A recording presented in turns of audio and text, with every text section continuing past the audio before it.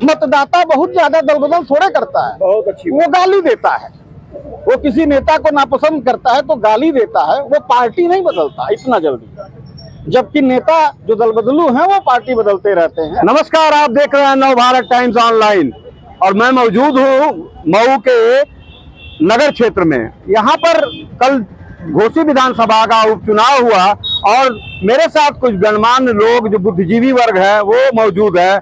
उनसे जानते हैं कि चुनाव में क्या क्या सोचते हैं और चुनाव किस तरफ गया है, क्या उनकी अनुमान है। जी, नाम बताइए। सूर्यकांत त्रिपाठी।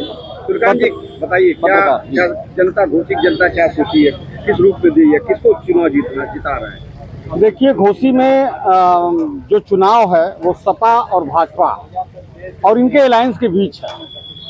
बड़ी बात यह है कि इस बार नेट टू नेट फाइट देखने को मिल रही है और बिल्कुल कांटे की टक्कर जिसको कह रहे हैं। हर ग्राम सभा में, हर बूथ पर 455 बूथों पर ये इलेक्शन हुआ है, मतदान हुआ है। कहीं सपा भारी नजर आ रही है तो कहीं भाजपा भारी नजर आ रही है।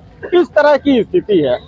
आकलन जो सियासी पंडितों का था कि दलित किधर जाएंगे, जीत उधर जाएगी, लेकिन दलितों ने बट करके इस चुनाव के आकलन को बड़ा मुश्किल कर दिया है। क्योंकि ये ठीक अब कोई नहीं बता सकता है कि वास्तव में कितने प्रतिशत दलित किधर गए। एकदम ठीक आकलन नहीं है।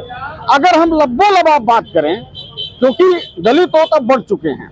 जब दलित वोट बढ़ चुके हैं तो अगर हम ये देखें तो अब भाजपा का जो जनाधार वोट है, जो कि हाल के इन 10 वर्षों में बना है, वो बहुत नहीं बदला है। उसमें नाराजगी तो थी, लेकिन वो नाराजगी मुंह से व्यक्त किया है, न कि ईवीएम का बटन दबाकर। तो ये अगर कोई आकलन कर रहा है तो देखिए, नेता दल बदल करता है, मतदाता बहुत ज्यादा दल बदल थोड़े करता है। बहुत अच्छी, वो गाली देता है।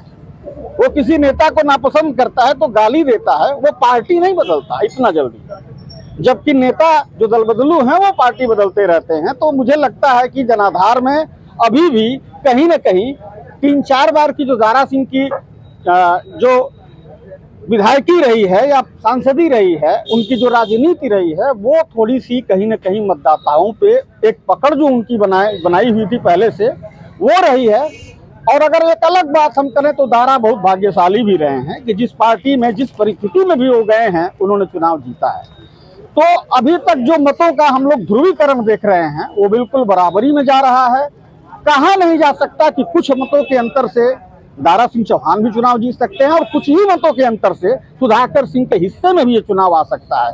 लेकिन अभी तक जो हमारा आकलन है, उन 177 गांवों में और 5 नगर पंचायतों में जो मेरा आकलन है, मुझे ऐसा लग रहा है कि दारा सिंह चौहान से सुधाकर सिंह लड़ रहे हैं।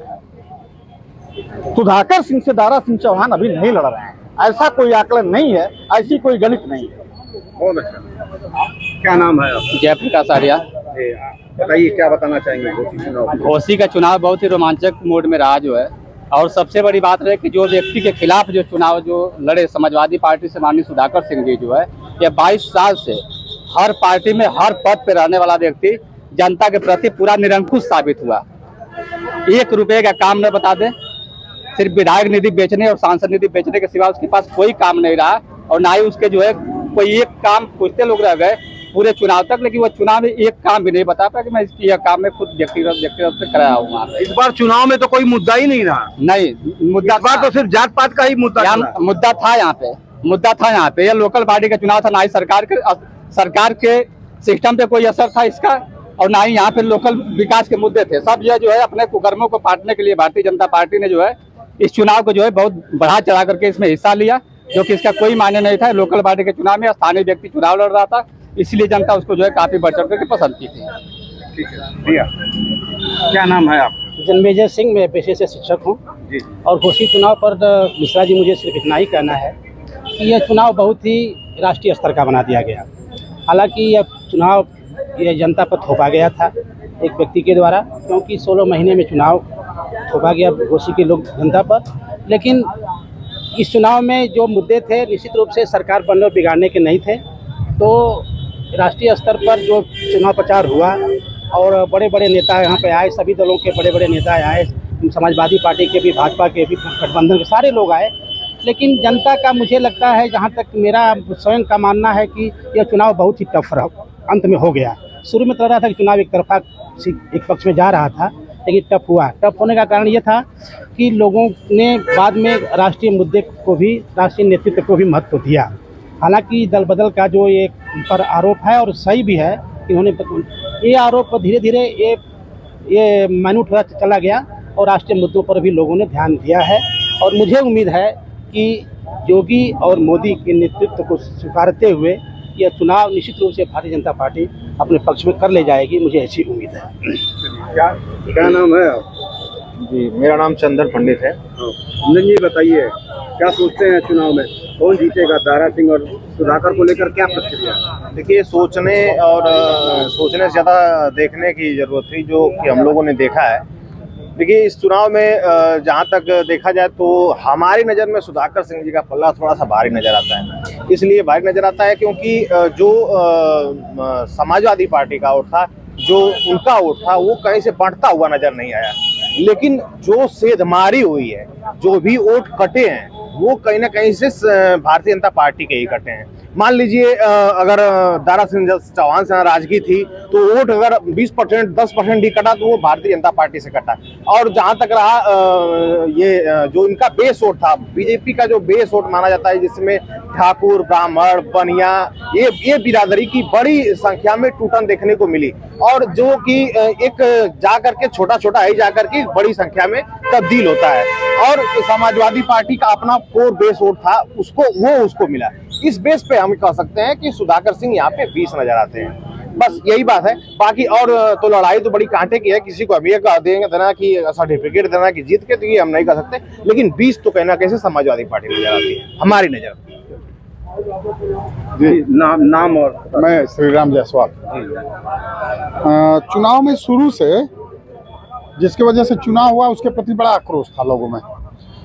दारा चौहान के प्रति बड़ा आक्रोश था, और भाजपा के नेताओं ने काफ़ी मशक्कत किया कि वो आक्रोश समाप्त हो जाए। लेकिन जहाँ तक मुझे देखने को मिला, मैं भी कल क्षेत्र में रहा, मुझे ऐसा लगा कि आक्रोश पूरी तरह समाप्त नहीं हो पाया।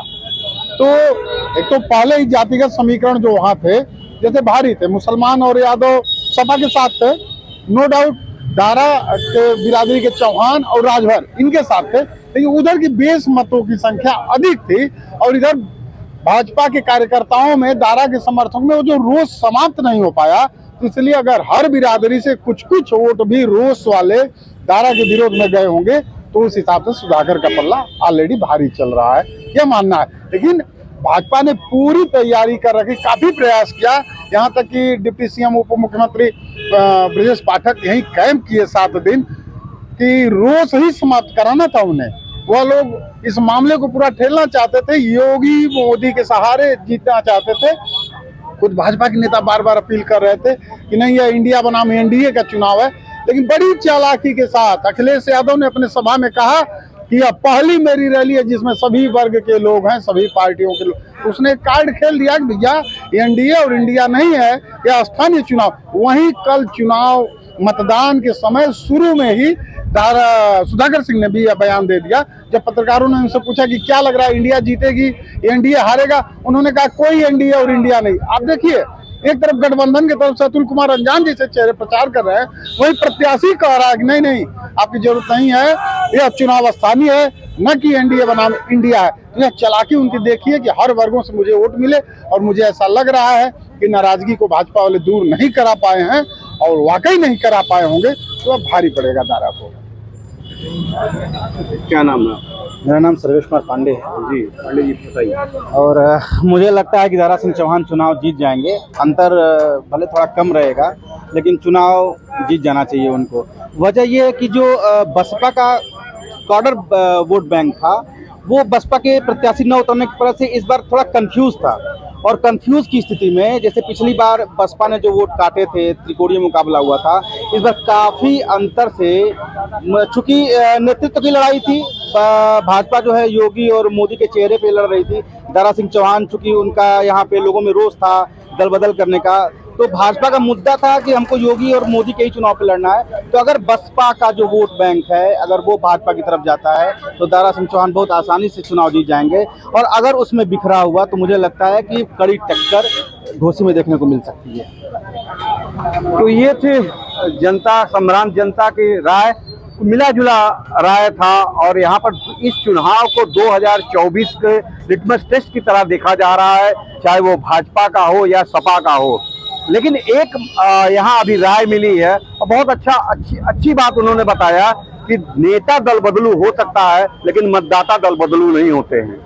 तो बहुत अहम बात उन्होंने बताया। इस बात को लेकर इस पे चर्चा भी होना चाहिए, इस पे सोचना भी चाहिए मतदाताओं की। वाकई में मतदाता दल बदलू नहीं होता है, नेता दल बदलू हो सकता है। अब तो ये 8 तारीख को तय होगा कि वोट बैंक वो किसके खाते में जाएगा और चुनाव किसके पक्ष में जाएगा और कौन होगा घोसी का विधायक। वेद मिश्रा, NBT ऑनलाइन, मऊ।